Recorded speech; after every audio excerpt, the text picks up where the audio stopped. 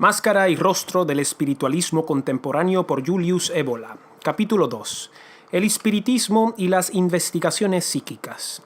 El espiritismo ha constituido la vanguardia del nuevo espiritualismo. El mismo ha dado la señal de la revuelta en contra del materialismo, la que enseguida después fue recogida por el teosofismo, el cual con aquel se divide aún hoy en día a la gran mayoría de los apasionados por lo invisible. No se encuentra privado de importancia el detalle de que ambos movimientos hayan nacido en los países anglosajones protestantes y que hayan sido mujeres, las hermanas Fox para uno, Elena Petrovna Blavatsky y luego Annie Besant para el otro, las que tuvieron un rol fundamental en los orígenes de los mismos. El espiritismo ha sido el primero en reclamar la atención del gran público sobre un orden de fenómenos los cuales, a decir verdad, en la antigüedad eran sumamente conocidos, pero que, por salir de los marcos de la concepción positiva del mundo que se ha consolidado en el siglo pasado, habían sido negados y considerados como ficciones e imaginaciones de mentes supersticiosas. Todo el mérito del espiritismo comienza y termina aquí. El espiritismo no se ha limitado a reclamar la atención sobre la realidad de estos fenómenos, sino que ha buscado en todas las maneras de propiciarlos y de provocarlos, descubriendo los denominados medium y proponiéndose la tarea del desarrollo de las facultades mediánicas latentes. Además, él mismo ha buscado una explicación de dichos fenómenos y en cuanto los remita a la acción de espíritus, cuanto más de espíritus de seres humanos difuntos, y pretenda proveer por tal camino una especie de prueba experimental de la supervivencia del alma, sino también de su inmortalidad, ello es propiamente espiritismo. El examen y la producción, sea de estos fenómenos como de otros que tengan un carácter extranormal, sin una superestructura teórica e interpretativa obligada y sobre todo bajo riguroso control científico y con una actitud análoga a la asumida para la exploración y la clasificación de los fenómenos naturales en sentido estricto, constituye en vez el objeto de las denominadas investigaciones psíquicas o metapsíquicas o parapsíquicas. Estas investigaciones, organizadas en un periodo más reciente y remitiéndose a numerosos institutos y sociedades, han retomado e integrado el aspecto juzgado por nosotros como positivo del espiritismo, en el sentido de que, en razón de sus demostraciones, ya no es más posible dudar de la realidad de lo extranormal, salvo que también para estas todo el mérito comienza y termina aquí. Por lo demás, limitándonos al orden de los fenómenos en los cuales se ha especialmente concentrado la atención del espiritismo y en las investigaciones psíquicas, a todo lo que no es simple estudio, sino propiciación y cultura de la medianidad, aun si ello acontece en el simple intento de obtener una siempre más vasta temática para la investigación, se debe decir que nos hallamos ante una corriente que, en su conjunto, presenta en modo típico el aspecto antes mencionado, para el cual el espiritualismo constituye un peligro para el espíritu. La medianidad puede ser definida como un método para propiciar o acentuar la disgregación de la unidad interna de la persona. Al haber convertido en parcialmente libre respecto del cuerpo a un grupo de elementos más sutiles, el hombre, cual medium, se convierte en el órgano para la manifestación en nuestro mundo de fuerzas y de influencias de naturaleza extremadamente variada, pero siempre subpersonal. El medium no puede en manera alguna controlar estas fuerzas e influencias, puesto que su conciencia o capta tan solo efectos, o bien resbala nada menos que en el sueño, en el trance, en la catalepsia. Tampoco con relación a los otros, es decir, en un caso los espiritistas a la espera de la manifestación de los muertos, en el otro los que controlan científicamente las sesiones, las cosas cambian demasiado. La última de sus preocupaciones es la de tener un justo sentido y un juicio acerca de las condiciones espirituales que propician las manifestaciones. Para los unos, todo vale pasivamente como revelación, y lo sensacional, y cuanto parece dar confirmación a sus hipótesis espiríticas y satisfacer sus necesidades sentimentales, es lo que para ellos esencialmente cuenta.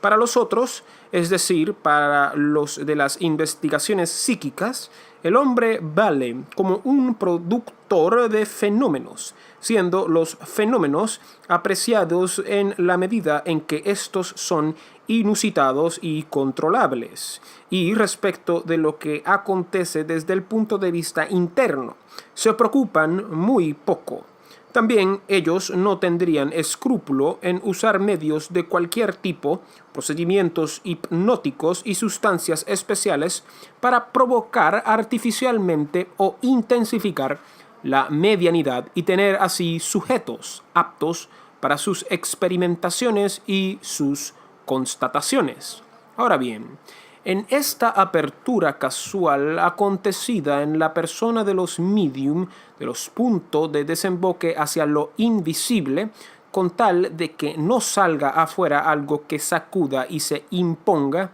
el peligro se encuentra lejos de limitarse al atentado en contra de la unidad espiritual del medium. Ni el hombre común ni los espíritus positivos tienen hoy una idea clara respecto de las fuerzas oscuras e impersonales que aletean en los márgenes de la realidad, de la cual son excluidas. El medium, que se convierte en instrumento para la manifestación que las mismas desean, tiene literalmente la función de un centro de infección psíquica para el propio ambiente. Él actúa como medium, es decir, permite que aquellas fuerzas puedan ejercer una acción sobre nuestro mundo y sobre nuestras mentes, las cuales, ante las mismas, permanecen sin defensa. Las manifestaciones que se obtienen en las sesiones son solo una parte, muchas veces obviable e inocua, con respecto a todo lo que escapa de las entreabiertas puertas de los ínferos. Efectos de otra manera graves para los sujetos y para las colectividades se podrían indicar en relación con las condiciones creadas involuntaria y desconsideradamente en las sesiones de tipo sea espiríticas como científicas o pseudo-iniciáticas. Si se tuviese una inteligencia para ciertas leyes ocultas que actúan entre el tramado de la experiencia común. Para hacer mención de pasada a un solo caso, sería tan interesante como alarmante indicar el papel que evocaciones de tal tipo, en un periodo aún anterior al nacimiento del espiritualismo contemporáneo y del espiritismo, tuvieron en los procesos de infiltración y de degradación verificados en ciertas organizaciones secretas, las cuales tuvieron luego una función de primer plano en la subversión revolucionaria europea. Si se piensa que el número de los que ejercen prácticamente el espiritismo en Italia es de miles de personas y que en el mundo es de millones, nos podemos formar una idea respecto del peligro espiritista no solo en el ámbito de creencia supersticiosa y de desviación intelectual, sino sobre todo en el ámbito de una acción insensible de corrosión de las barreras que, una vez cerradas las puertas del más allá, permiten a los hombres un cierto margen residual de seguridad y de autonomía. Por lo demás, toda saturación de influencias ínferas que por estas o por otras vías se produce en la vida actuando entre los tramados de la conciencia hoy es preocupante más que en cualquier otro momento, puesto que actualmente falta casi totalmente la contrapartida de aquellas influencias de sentido opuesto, es decir, efectivamente sobrenaturales, que las grandes tradiciones sabían atraer e incluir invisiblemente en nuestras intenciones, en nuestros pensamientos y en nuestras acciones. A partir del Renacimiento, el hombre occidental ha querido ser libre. Se lo ha dejado ser y hacer, se ha retirado lo espiritual y él ha sido abandonado a sí mismo, lo que es equivalente casi a decir él ha sido excluido de aquellas conexiones con lo alto en función de las cuales él podía tener armas para su defensa interna. En relación con el espiritismo, quizás se encontrarán como demasiado exageradas tales consideraciones. Muchos desconocerán incluso el peligro hasta que no se encuentren ante algo que forma parte del reparto de lo sensacional. Enfermedades misteriosas, accidentes inexplicables, aberración mental, catástrofes en una existencia y así sucesivamente. Hoy se ha llegado a un punto tal que se considera como algo serio y nos alarmamos tan solo por lo que puede amenazar a nuestra suerte, a nuestra existencia corpórea o, cuanto más, a nuestra salud física y a nuestros nervios. En lo demás, en cambio, no se piensa para nada. Todo lo que concierna al espíritu es reputado como un asunto privado, que tiene que ver con el campo de las opiniones y del juicio moral, no con el de la realidad. Ideas de tal tipo, en su primitivismo, son justamente lo que es necesario para confirmar el mencionado estado de inermidad del hombre de hoy en día ante fuerzas más sutiles. La obsesión en sentido amplio, la no pertenencia más a sí mismo, es una de las formas más difundidas en las cuales se manifiesta y se realiza la acción de las influencias antes mencionadas sobre la personalidad humana. A la persona libre se le sustituye algo que, sin dejar advertir la constricción, o pervierte toda aspiración superior. El principio personal disminuido retrocede estáticamente, se verá más de cerca el sentido de esta palabra,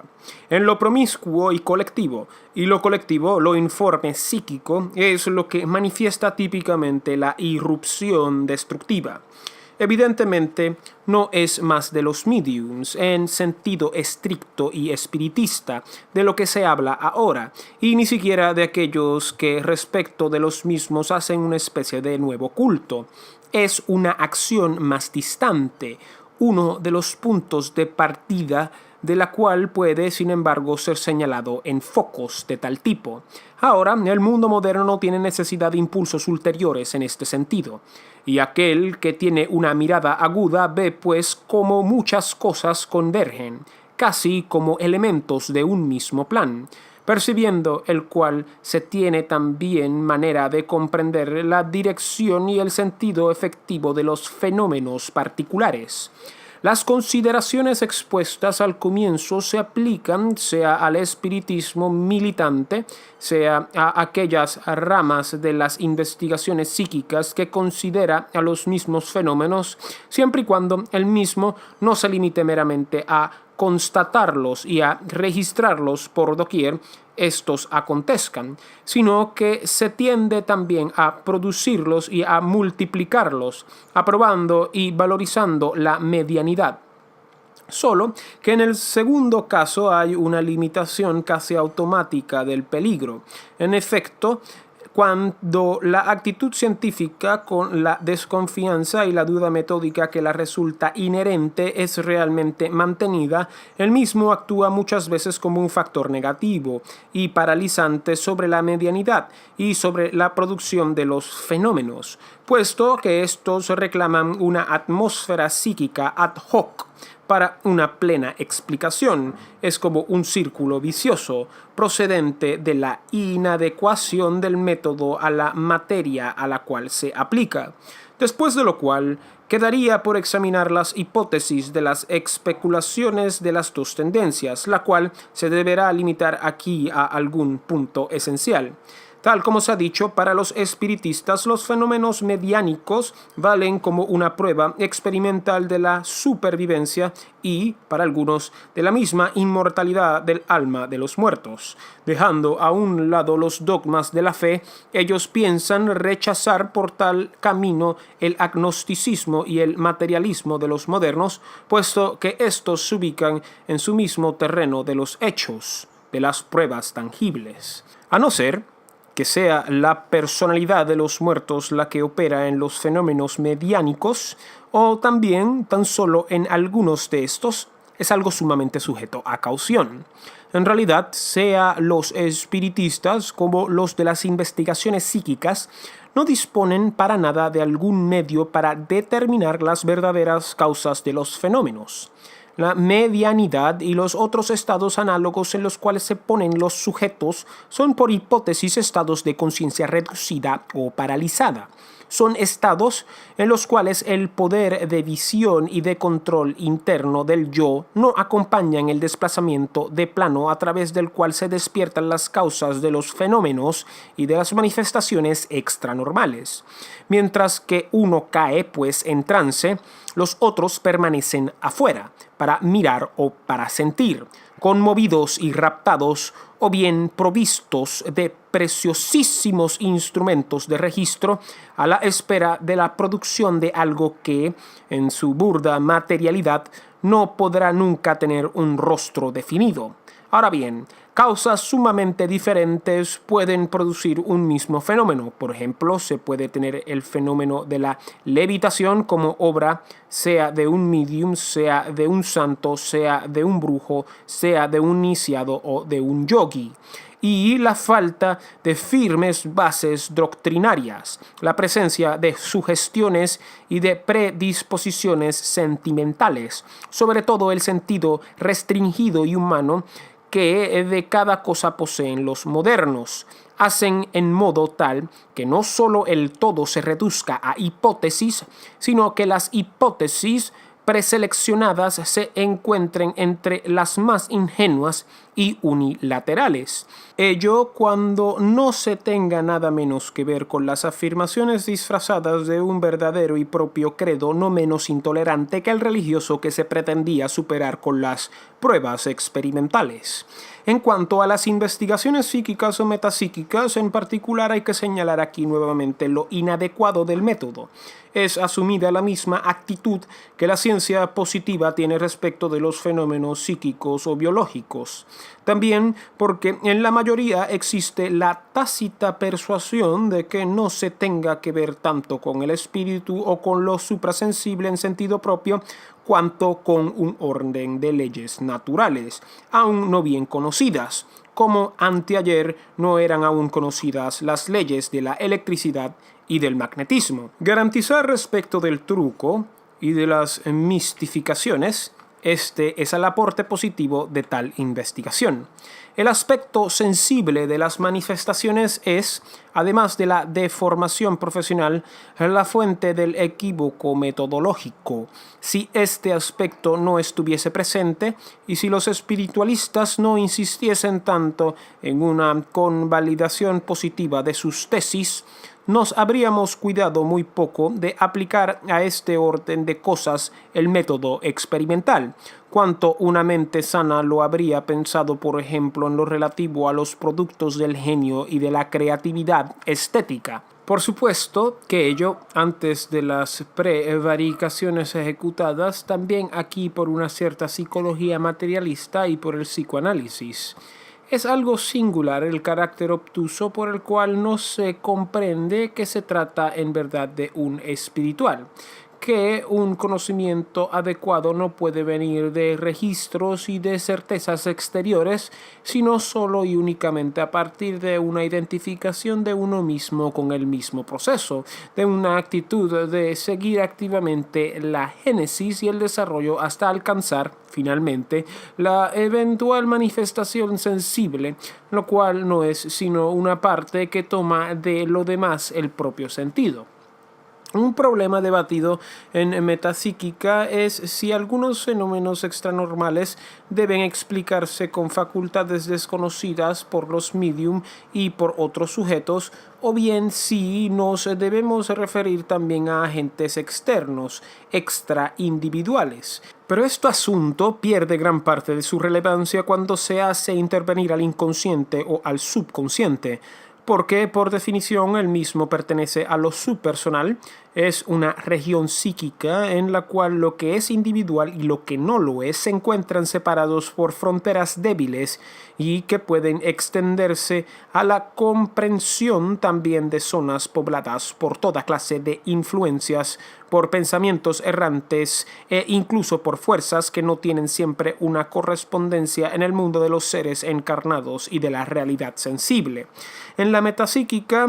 más reciente, las hipótesis espiritistas de los primeros tiempos valen ya como cosas primitivas y superadas, pero con ello no se ha caído en el exceso opuesto, puesto que en el caso de una clase particular de manifestaciones mediánicas debe reputarse que entre las influencias de las cuales se ha hablado pueden hallarse también los espíritus de los muertos, aunque a condición de dar al término espíritus el sentido antiguo, según el cual estos se encuentran lejos de equivaler al alma. Los espíritus son las energías vitales, cualificadas sea en un sentido mental, recuerdos complejos de ideas, etc., sea en un sentido orgánico, sea en un sentido dinámico, impulsos complejos, volitivos, hábitos, etc., energías que el alma, si sobrevive a la muerte, deja detrás de sí justamente de la misma manera que lo ha hecho con el cadáver físico, cuyos elementos pasan al estado libre. Tales elementos vitales, pasados también estos al estado libre como restos del cadáver, es decir, privados de la unidad esencial del ser alrededor de la cual estaban organizados bajo forma de personalidades segundas, o también, muchas más veces y más simplemente, de complejos de memoria, de monodeísmos, de entes tendencias y de virtualidades cinéticas convertidas en impersonales, pasan a encarnarse en el medium y, a través suyo, a producir algunas variedades de la fenomenología extranormal, que los más ingenuos toman como pruebas experimentales de la supervivencia del alma. En realidad, se trata aquí de formas vitales residuales, destinadas ellas mismas a extinguirse a más o menos breve plazo, no del alma, en el sentido verdadero y tradicional del término. No solo ello, hay algunos casos en los cuales fuerzas no humanas se encarnan en estos residuos, que conservan alguna cosa del semblante del difunto a la manera de una especie de doble. Les dan su alma y los mueven provocando las apariciones y los fenómenos que más pueden inducir a error, pero que, al mismo tiempo, tienen más un carácter siniestro cuando se descubra la verdadera naturaleza de tales fuerzas que exhuman tales residuos larvales y automáticos. Por lo tanto, son estos casos los que han provisto principalmente al espiritismo el incentivo de convertirse en una nueva macabra religión, la cual no se da cuenta cuánto de escarnio y de seducción se manifiesten en fenómenos de tal tipo, que, sin exageración, podrían ser definidos incluso como satánicos. Y sin embargo, motivos de sospecha no faltarían en este ámbito, incluso para quien se mantiene en el punto de vista de las simples constataciones metapsíquicas. Valga al respecto un solo ejemplo. El estudio de las relaciones entre medianidad y fraude ha conducido a resultados muy interesantes. Se ha constatado, por ejemplo, que en muchos casos el fraude de los medium no procede para nada de una intención de estos cuales mistificadores conscientes. Ello puede acontecer, por cierto, como puede acontecer que, tal como se ha mencionado, sean los mismos experimentadores los que empujen a veces, con sus insistencias, a una ficción semiconsciente. Pero en aquellos otros casos el fraude se presenta como un hecho ya mediánico y espiritista, como la manifestación en el medium de una influencia que, para caracterizarla, no se podía hallar mejor expresión de la bien notoria de espíritu de la mentira. Un poco más arriba se ha formulado la reserva si el alma sobrevive a la muerte. Este caso, en realidad, no es tan frecuente y general como comúnmente piensan los no materialistas en razón de algunas creencias religiosas occidentales recientes, mutiladas y tomadas al pie de la letra o, en fin, forjadas tan solo en vista de ciertas especiales finalidades pragmáticas. Sin ir a fondo en la argumentación, aquí haremos mención tan solo a que el modo dilemático de formularse el problema o mortal o inmortal, además del simplismo sea de la solución materialista como de la espiritualista, resulta pueril. La idea recurrente, implícita o explícita en las enseñanzas tradicionales es, en vez, que se encuentra el que muere con o luego de la muerte del cuerpo, y se encuentra aquel que sobrevive pasando a condiciones diferentes. Y entre quien sobrevive se encuentra alguno que alcanza la condición privilegiada de la verdadera inmortalidad. No se puede decidir una solución para el hombre en general. La solución varía de persona en persona y depende de lo que la misma es. En general, sobrevive aquel que en una manera o en la otra ya en vida ha operado una separación, o actual o virtual, de su principio espiritual respecto de las condiciones impuestas a la conciencia por parte del cuerpo y por la experiencia sensible de vigilia, lo cual, en términos teológicos, equivaldría a decir, en la medida en que se haya efectivamente dirigido ya en la tierra la propia alma hacia el fin sobrenatural. En cuanto a las variadas soluciones que el post-mortem le espera a los sobrevivientes, a no ser confundidos con los inmortales, estas dependen sea de un conocimiento más que intelectualista,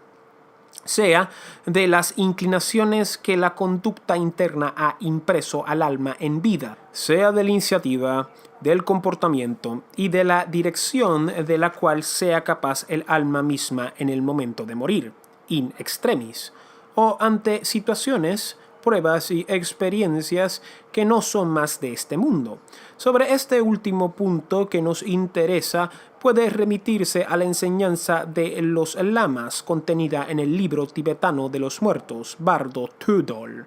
que provee de una verdadera y propia ciencia superior a cualquier particular confesión religiosa en el sentido occidental respecto de los estados del post-mortem, y da la lógica de los diferentes destinos que proceden de las acciones espirituales a las cuales el alma es llamada en tales estados. En cuanto a quien no ha alcanzado la condición para la supervivencia, luego de la muerte se descompone en sus elementos psíquicos y vitales, en sus espíritus, y no queda ningún residuo de verdadera unidad espiritual consciente. De aquí que en algunas tradiciones la noción de la segunda muerte y la invocación, que tú puedas evitar la segunda muerte, o bien la maldición que pueda atraparte la segunda muerte. Volviendo al espiritismo, hay que decir que el caso en el cual no sean los espíritus, es decir, dichos residuos psíquicos desindividualizados o bien larvas,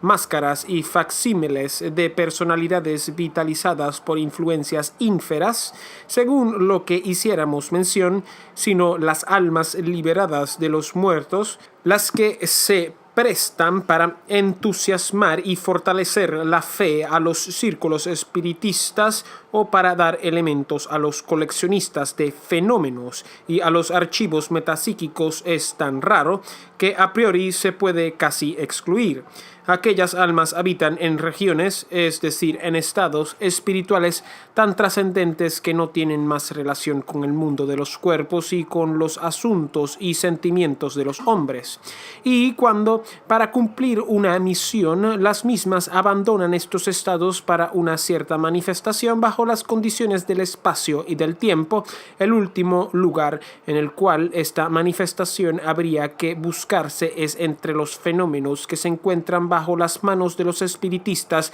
y los metapsíquicos, fenómenos caprichosos, confusos, sin finalidad alguna y privados de cualquier grandeza, no pocas veces grotescos como intelectualidad, muchas veces inferiores y no superiores o simplemente iguales a lo que nos podemos esperar no de parte de un alma transfigurada, sino de una persona de cultura media de este mundo. Guénon nota con razón que la naturaleza de tales fenómenos no debería dejar duda alguna respecto de la naturaleza de las fuerzas que los producen, aparte de la mezcla de repercusiones orgánicas y de otros elementos o imágenes provistos por la parte irracional e infraconsciente de los evocadores y de los medium. No se trata ni de almas transfiguradas por la muerte, ni de influencias verdaderamente sobrenaturales, sino de fuerzas y de complejos psíquicos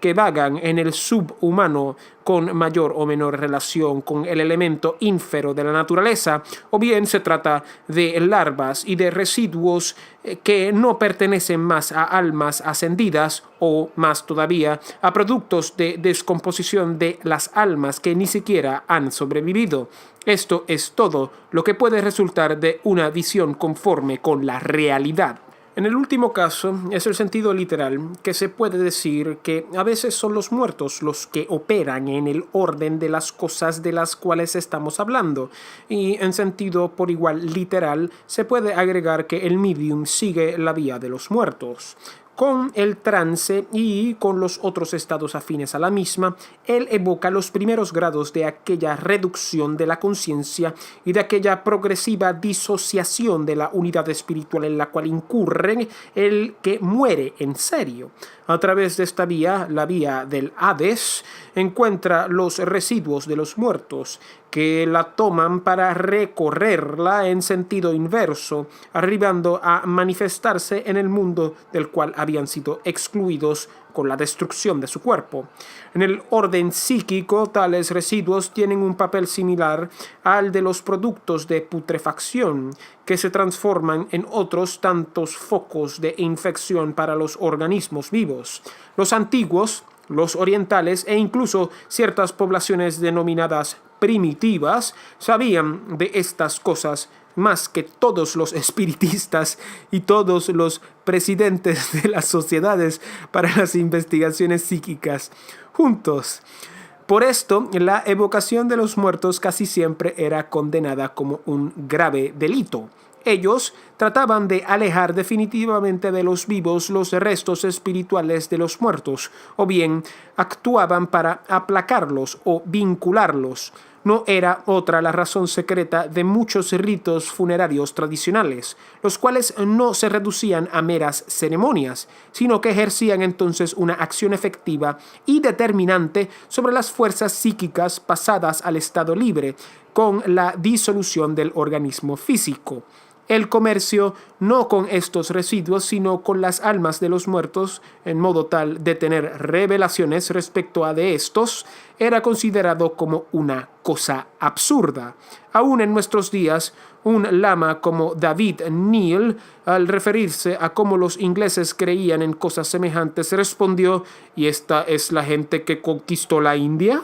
Todo esto puede instruir respecto del error y del peligro, no solo para sí, sino también para los otros, presentando por las prácticas mediánicas. Aun cuando no se trate de muertos, es decir, en la mayoría de los casos las cosas no cambian en mucho. En aperturas practicadas ocasionalmente no pueden ser sino los primeros llegados los que se manifiestan. Además existen leyes, hoy en día ignoradas, pero no por esto menos reales, de simpatía y de analogía, como la eventual posibilidad de un contacto con las almas transfiguradas de los muertos está condicionada por la de elevarse a estadios esencialmente supraindividuales, así como en estados de subconsciencia, como son los mediánicos, como pueden ser atraídas sino fuerzas e influencias que en el orden cósmico tienen el mismo papel que el subsuelo oscuro del subconsciente y de lo prepersonal tienen en el hombre. Todo esto, repitámoslo, no puede sino operar destructivamente sobre aquello que es personalidad formada y unidad espiritual. Luego, en el orden de la acción más vasta, a la cual hemos hecho recién mención, no puede resolverse sino en un factor de desorden, de desequilibrio y de desviación del psiquismo colectivo. En una antigua pintura de una tumba etrusca, cerca de un altar considerado como el desemboque de las fuerzas ínferas, se ve la figura de un hombre armado con una espada. Es el símbolo de una actitud exactamente opuesta a la mediánica. Antiguamente existía un arte de crear sobre la base de la antes mencionada ley de las analogías, condiciones internas y externas para atraer y dirigir conscientemente un determinado orden de influencias entre la variedad de las que pueblan el por detrás o el adentro de la realidad visible del mundo fenoménico. Entre los espiritualistas de hoy en día no se sabe más nada de aquel arte, del cual son recogidos algunos ecos en la misma tradición ritual y sacramental del catolicismo. Los unos siguen el camino de la superstición y de los consuelos sentimentales, los otros el de la investigación científica, y nadie se da cuenta de las locuras que se podrían evitar, de las muchas cosas que se podrían saber si se cambiara radicalmente de actitud y de método, si se volviese al estudio y a la comprensión de las enseñanzas tradicionales, si antes de buscar los espíritus, se buscase el espíritu y forjase a uno mismo como espíritu. Pero volvamos un momento a la metapsíquica para resaltar dos puntos. El primero es que con la vastísima documentación de fenómenos que la misma ha recogido, se permanece siempre en el plano de los subproductos de lo extranormal en cuanto se trata de fenómenos de carácter espontáneo, esporádico, accidental y racional, tanto en el caso de la denominada ESP, percepción extrasensorial, que incluye la psicometría, la telepatía, la clarividencia, la premonición, etc. Cuanto, y más aún, en el caso de los fenómenos denominados parafísicos, con efectos objetivos en el campo del mundo físico que no admiten una explicación normal.